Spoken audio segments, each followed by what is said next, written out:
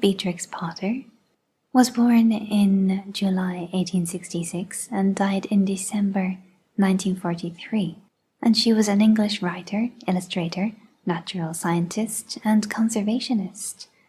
But of course she is best known for her children's books featuring animals, for example Peter Rabbit, who I'm sure we're all familiar with. So I must admit, before I begin, that all I really knew about Beatrix Potter was that she was the author of all of those wonderful little tales with Peter Rabbit and the crew. But I had no idea she was so multi-talented. And it's quite impressive as well, such a wide range of talent, not only fictional stories and beautiful images, but also some important scientific work as well, including her achievements in conservation. It almost reminds me of Edward Lear in the poetry video I did recently. Also, I never knew about him, that he was an illustrator, a scientific illustrator of birds and animals, so there are interesting similarities, both very multi-talented people. As a child, she was educated by governesses and grew up isolated from other children. However, she did have many pets. She was born at her parents' house in 2 Bolton Gardens, West Brompton, and she actually lived in that house until she got married in 1913. Unfortunately, that house was destroyed in the Blitz. Now there's a primary school there, with a blue plaque on the building mentioning that the Potter home was formerly in that place. Both of her parents were artistically talented, and her father was also an amateur photographer. He had invested in the stock market, and by the early 1890s, he was extremely wealthy. There were 3 of Beatrix's governesses. The last one was Annie Moore, and she was only 3 years older than Beatrix when she was tutoring her. She taught her German, as well as being a lady's companion.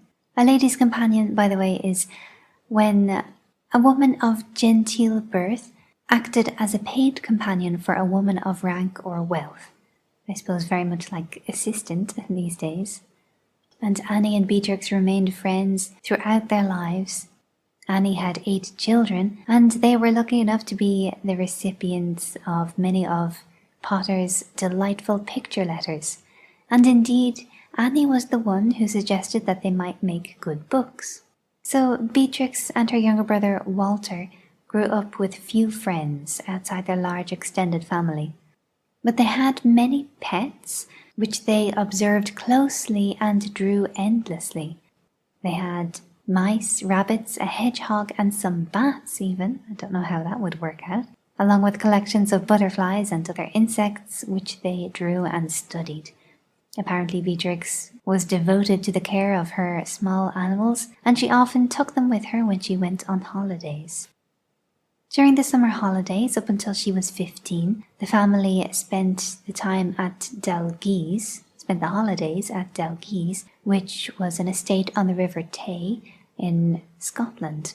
And she sketched and explored an area that nourished her imagination and her observation. She and her brother enjoyed a lot of freedom when they were in the countryside, and both children became adept students of natural history. They changed to the Lake District for summer holidays in 1887, when Dalgeese was no longer available, and they stayed near Lake Windermere. This was where she met Hardwick Rawnsley, who was the vicar of Ray, and later he was the founding secretary of the National Trust, whose interest in the countryside and country life inspired the same in Beatrix, and he would go on to have a lasting impact on her life. When she was 14, she began to keep a diary, and very interestingly, she wrote it in code. It was a simple letter-for-letter substitution code, but it's quite impressive that she managed to write her whole diary in this code. And she wrote about society around her, her thoughts of art and artists and just general happenings that were going on at the time. It was decoded in 1958 by Leslie Linder. And she kept this up for quite a number of years. She started keeping journals in 1881, ending in 1897, and that was when her artistic and intellectual energies were absorbed in scientific study and in efforts to publish her drawings. She was always searching for more independent activities, and she wished to earn some money of her own, whilst dutifully taking care of her parents. Her parents didn't discourage higher education, although at the time in the Victorian era, women rarely went to university, and if they were receiving lessons it would be private education. But Beatrix was interested in every branch of natural science apart from astronomy. At the time, in the Victorian time, botany was apparently a passion for most people. It was very much in fashion, and a lot of people were enthusiastic about nature studies. Beatrix collected fossils, she studied archaeological artifacts from London excavations, and she was also interested in entomology, which is the study of insects. In all these areas, she drew and painted her specimens with increasing skill. And then by the 1890s, she had centered her interests on mycology.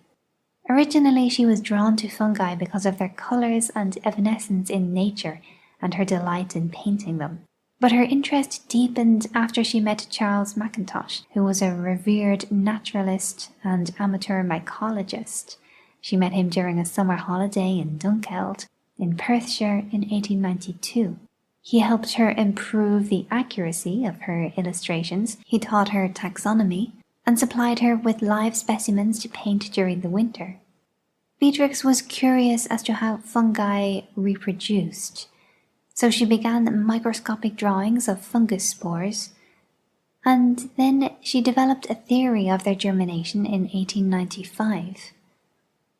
Through the connections of her uncle Sir Henry Enfield Roscoe, who was a chemist and vice-chancellor of the University of London, she consulted with botanists at Kew Gardens, convincing George Massey of her ability to germinate spores and her theory of hybridization. She didn't believe in the theory of symbiosis proposed by Simon Schwendener, the German mycologist. She proposed a more independent process of reproduction.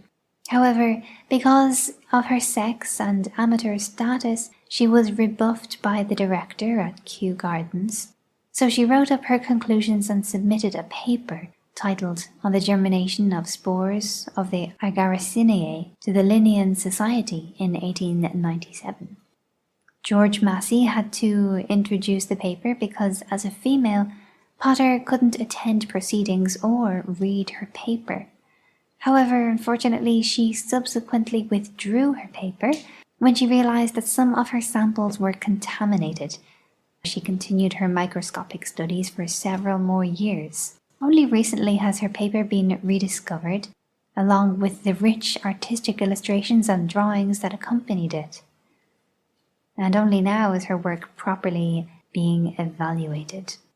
She gave her other mycological and scientific drawings to the Armet Museum and Library in Ambleside, where mycologists still refer to them to identify fungi. And there's also a collection of her fungus paintings at the Perth Museum and Art Gallery in Perth, Scotland, which was donated by Charles Mackintosh. In 1967, some of her fungus drawings were included in a book by W.P.K. Findlay, a mycologist, and then in 1997 the Linnean Society issued a posthumous apology to Beatrix for the sexism displayed in its handling of her research. Potter's artistic and literary interests were deeply influenced by fairies, fairy tales, and fantasy. And when she was a young child, she read Edward Lear's Book of Nonsense and also Lewis Carroll's Alice in Wonderland. When she first started illustrating, she went with traditional rhymes and stories such as Cinderella, Sleeping Beauty, Red Riding Hood, but most often her illustrations were fantasies featuring her own pets. She regularly visited the art galleries of London when she was a teenager, and although she was aware of art and artistic trends, her drawing and her prose style were uniquely her own. In the 1890s, as a way to earn money, Beatrix and her brother began printing Christmas cards that they had designed themselves, alongside other types of cards for special occasions, mostly featuring mice and rabbits. In 1890, the firm of Hildesheimer and Faulkner bought several of her drawings of her rabbit, Benjamin Bunny, to illustrate verses by Frederick Weatherly titled A Happy Pair. In 1893, the same printer bought several more drawings for Weatherly's Our Dear Relations, which was another book of rhymes, and the following year Potter sold a series of frog illustrations and verses for Changing Pictures, which was a popular annual offered by the art publisher Ernest Nister.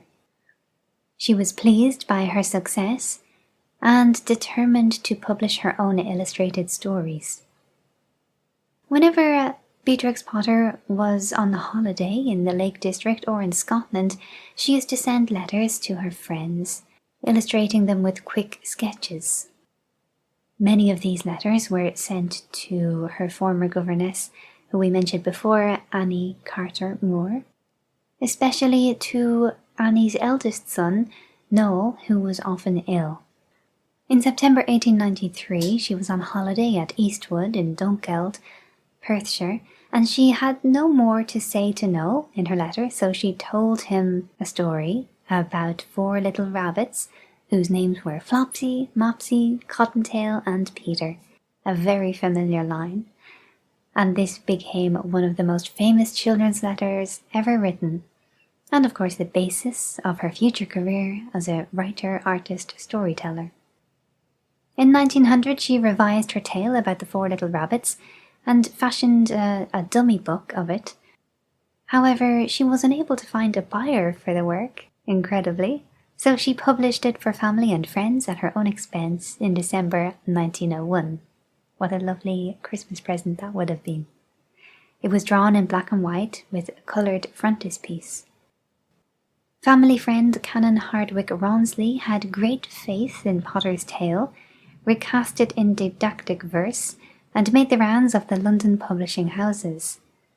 Frederick Warne & Co. had previously rejected the tale, but eager to compete in the booming small-format children's book market, reconsidered and accepted the Bunny Book, as the firm called it, following the recommendation of their prominent children's book artist L. Leslie Brooke. And in fact, the firm actually declined Rawnsley's verse in favour of Potter's original prose. And Beatrix agreed to colour her pen and ink illustrations, choosing the then new Henschel 3-colour process to reproduce her watercolours. On the 2nd of October 1902, The Tale of Peter Rabbit was published, and it was immediately successful. The next year came The Tale of Squirrel Nutkin and The Tailor of Gloucester. These stories had also first been written as picture letters to the Moore children. Working with Norman Warne as her editor, Potter published 2 or 3 little books each year, amounting to a total of 23. The last book in this format was Cecily Parsley's Nursery Rhymes in 1922, which was a collection of favourite rhymes. The Tale of Little Pig Robinson was not published until 1930, however it had been written much earlier, and Potter continued creating her little books until after the First World War, when she focused her energy more on farming, sheep breeding and land conservation. As well as being a talented writer and artist and a researcher in mycology, she was also a very good businesswoman. As early as 1903, she made and patented a Peter Rabbit doll, which was followed by other spin-off merchandise over the years, including painting books, board games, wallpaper, figurines, baby blankets, and china tea sets. They were all licensed by Frederick Warne & Co. and earned Potter an independent income as well as immense profits for her publisher. In 1905, Potter and Norman Warren became unofficially engaged, and her parents objected to this because Warren was in trade and therefore not socially suitable. A little bit snobby, I think. Unfortunately, it was a doomed relationship. The engagement lasted only 1 month until Warren died of leukemia at the young age of 37. In the same year, Beatrix used some of her income and a small inheritance from an aunt to buy Hilltop Farm in Near Sawrey in the English Lake District near Windermere. Near Sawrey is the name of the place. It's not just near a place called Sawrey, it's the name. And just when I went to look on more information, there's another place called Far Sawrey. So Near Sawrey and Far Sawrey are two neighbouring villages in the Furness area of Cumbria. So now we know.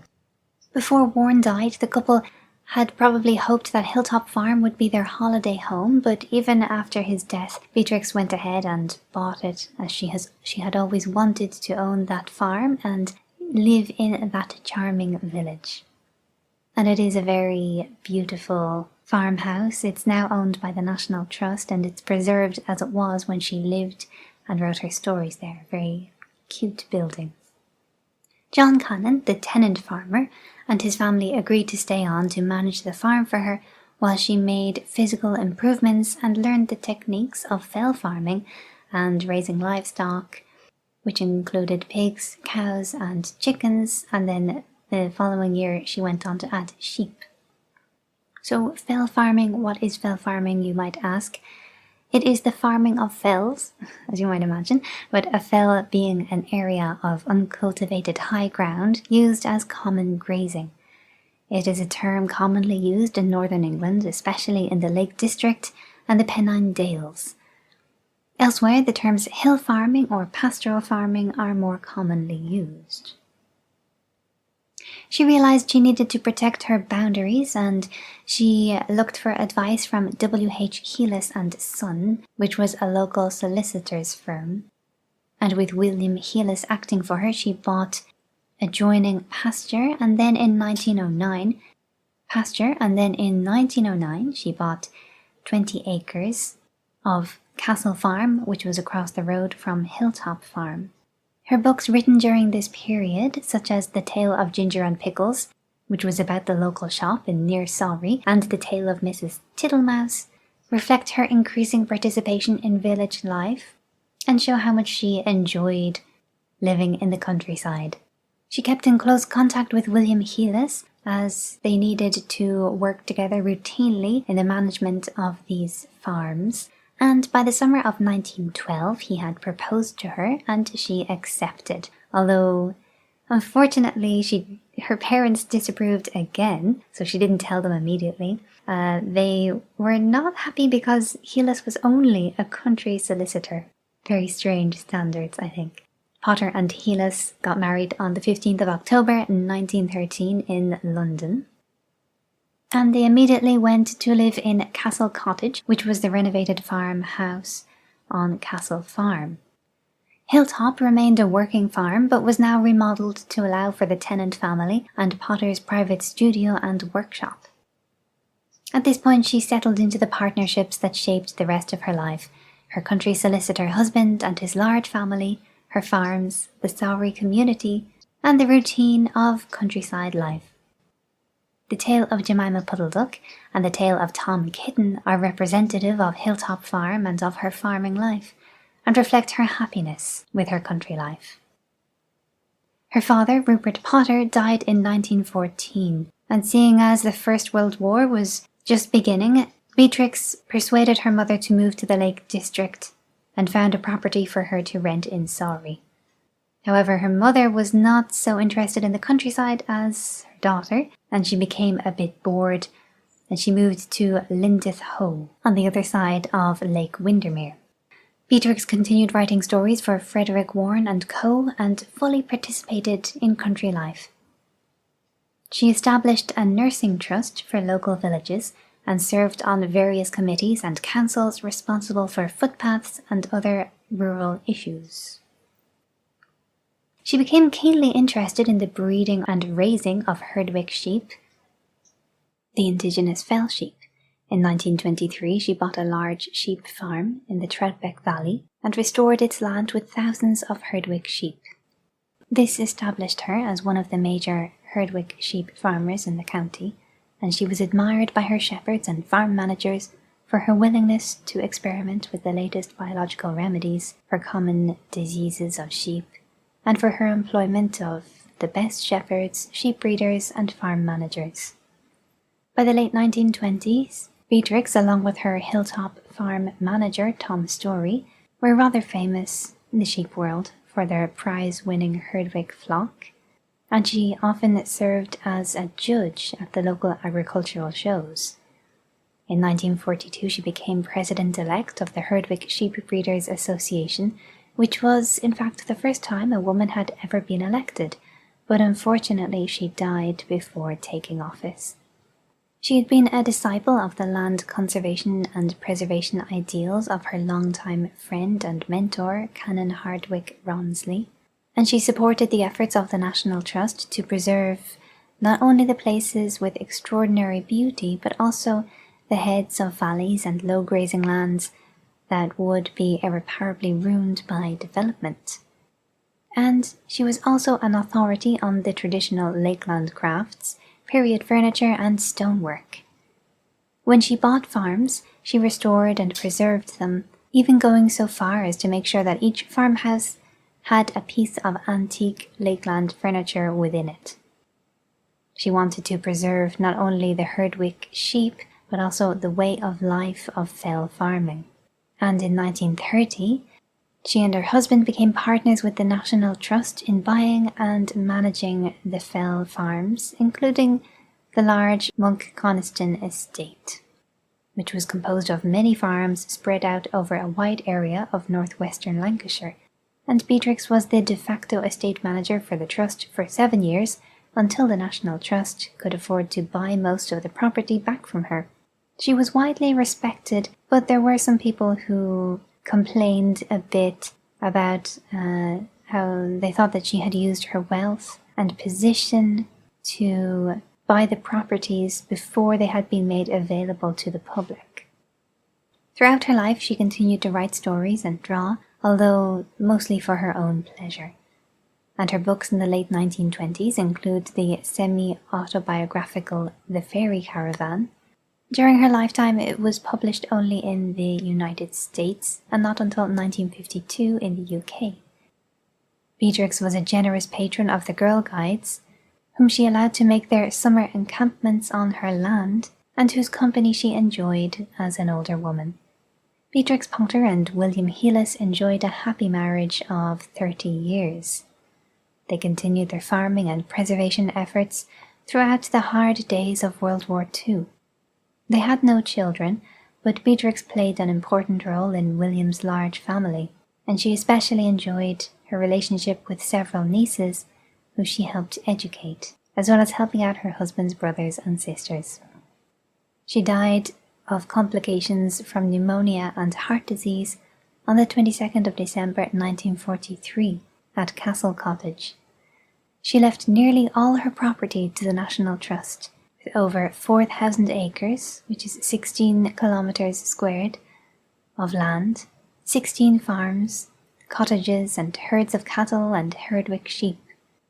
It was the largest gift at that time to the National Trust, and it enabled the preservation of the land now included in the Lake District National Park and the continuation of fell farming. William Heelis, her husband, continued his stewardship of their properties and of her literary and artistic work for 18 months until he died in August 1945 and left the remainder to the National Trust. As well as the land and the sheep and the farmhouses, Beatrix also left almost all the original illustrations for her books to the National Trust as well. The copyright to her stories and merchandise was given to her publisher Frederick Warne and Co., which is now a division of the Penguin Group. She gave her folios of mycological drawings to the Armit Library and Museum before her death, The Tale of Peter Rabbit is owned by Frederick Warne and Company, The Tailor of Gloucester by the Tate Gallery, and The Tale of the Flopsy Bunnies by the British Museum. In 2015, a manuscript for an unpublished book was discovered by Joe Hanks, a publisher at Penguin Random House Children's Books, in the Victoria and Albert Museum archive. The book, The Tale of Kitty in Boots, with illustrations by Quentin Blake, was published on the 1st of September 2016 to mark the 150th anniversary of Potter's birth.